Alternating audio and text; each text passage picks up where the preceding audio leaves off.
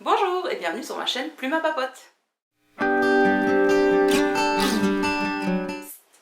Vous aimez la fantasy? Vous aimez les sociétés matriarcales qui fight les sociétés patriarcales? Vous aimez les univers extrêmement bien développés entre des nations, des peuples totalement inédits? Vous adorez les histoires d'amour impossibles? Alors ce livre et sa suite sont faits pour vous. Heart of All Words, c'est une trilogie apparemment. Je pense que c'est une trilogie puisque le deuxième tome se termine en cliffhanger de fou, malade. Donc ça peut pas se terminer ainsi. Il va y avoir un troisième tome. Après, est-ce que ce sera un quatrième tome, un cinquième, un sixième? Je n'en sais rien. Mais ça me dérangerait pas parce que cet auteur, Charlotte Ashe, est vraiment très doué. Si, faites-moi confiance. Pour la petite histoire, The Side, c'est l'histoire de Bredon, un personnage qui habite dans une contrée imaginaire, Villaloo si je me souviens bien. Et Villaloo a, comme dans beaucoup de livres de fantasy, une frontière magique. Hein, ça doit vous faire penser à d'autres œuvres de ce style. Et cette frontière sépare le peuple de Bredon, ce sont des humains comme vous et moi, sauf que la société est très différente de la nôtre. De l'autre côté de la frontière, vous avez un autre peuple qui s'appelle The Side. On pourrait dire que ce sont des elfes, en tout cas ça ressemble très fort à des elfes. Et les deux populations ne se fréquentent plus depuis 50 000 ans, date à laquelle la frontière a été érigée entre les deux peuples. Ça c'est pour le petit pitch. Vous vous rendez bien compte, vous en doutez bien forcément que cette frontière pose problème, surtout dans le deuxième tome, et qu'elle n'est pas si hermétique qu'elle n'en a l'air, puisque les deux populations sont quand même amenées à se côtoyer. Nous retrouvons donc Bredon, donc 50 000 ans après que la frontière ait été érigée, c'est ce personnage-là, qui est un serviteur dans le palais royal, et il tombe éperdument amoureux du nouvel esclave du roi, de l'empereur je crois, du roi, de l'empereur, enfin bref, la personne en charge. Et ce serviteur est un esclave Side, il vient de l'autre côté de la frontière. Face à cet amour, Bredon va être obligé de prendre des décisions très compliquées. Dans cette saga, les personnages sont énormément travaillés, tout comme leurs backgrounds. C'est pas français. Oui, enfin, leurs backgrounds quoi. On sait énormément de choses sur eux, sur leur enfance, sur qui ils étaient avant qu'on les retrouve à ce point-là de l'histoire, et donc ça aide vraiment l'histoire d'amour. C'est pas des détails qui vous sont donnés pour donner des détails, ça a vraiment toute son importance tout au fil du récit. Et donc tout ça fait que l'univers est énormément travaillé par rapport au monde dans lequel évoluent ces personnages, mais les personnages eux-mêmes. Et ça c'est vraiment un tour de force. Parce que ce livre, en fait, le premier tome, est une fanfiction à la base. C'est une fanfiction que j'avais lue au moment de sa sortie et elle faisait parler beaucoup d'elle par rapport au fandom sur lequel elle était développée, basée. Elle faisait parler beaucoup d'elle parce que quelque part elle justifiait toutes les fanfictions.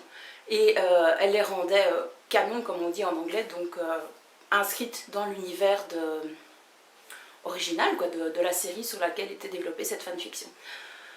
Quand j'ai acheté le premier tome, j'avais un peu peur puisque j'avais déjà lu cette histoire. Alors certes, je voulais soutenir l'auteur que j'avais suivi sur internet et de manière gratuite, hein, mis à part lui mettre quelques petits pouces bleus de temps en temps, je faisais rien d'autre, je n'envoyais pas de message. Donc voilà, j'avais très envie de soutenir cet auteur, je me suis dit bah tiens, pourquoi pas, en effet, acheter le tome, le lire. Et peut-être que les suivants, les histoires suivantes qu'elle écrira seront différentes, vraiment originales, vraiment à elle. Et en fait, j'ai été totalement surprise par la qualité de l'ouvrage, parce que j'avais beau avoir lu l'histoire des années avant, hein, c'était 2-3 ans avant, entre le moment donc, où elle l'a écrit pour la fanfiction et puis le moment où elle l'a publié, et entre les deux, il n'y a pas photo, il y a vraiment une énorme différence, il y a un travail monstre qui a été fourni par l'auteur. Et l'histoire, c'est reconnaissable bien entendu, la trame est la même, mais il y a des ajouts de fou malade par rapport à cette histoire de départ qui était une fanfiction. Si ça vous intéresse, je vous mets en lien ci-dessous la fanfiction de départ. Par rapport à cet univers, il faut savoir donc que les personnages vivent dans une société patriarcale féodale, hein, on va dire une société féodale. Et tout au long de l'histoire, tout au long des tomes, on va découvrir un changement vraiment dans le règne, dans le régime politique du livre, du monde dans lequel vivent les personnages. Et ça c'est vraiment très très intéressant et vachement bien travaillé, très très bien amené également par l'auteur.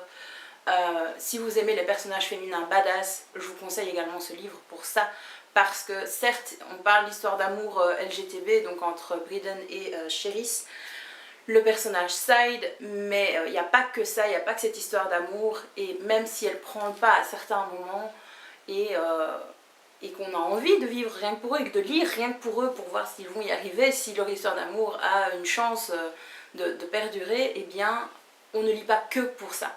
Il y a vraiment un univers qui est très dense, très développé par l'auteur. Comme je vous l'ai dit, le monde féodal dans lequel ils vivent est vraiment très très détaillé.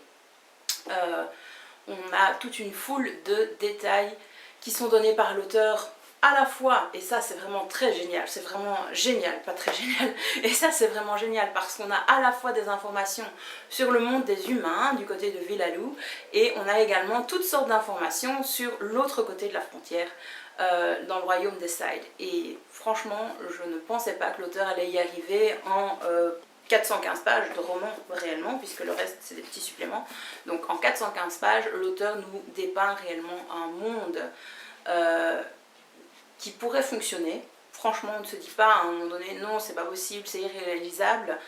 Et c'est la même chose pour la suite. Le deuxième livre est un peu plus court, j'ai l'impression, en nombre de pages, mais il est aussi détaillé que celui-ci. Donc voilà.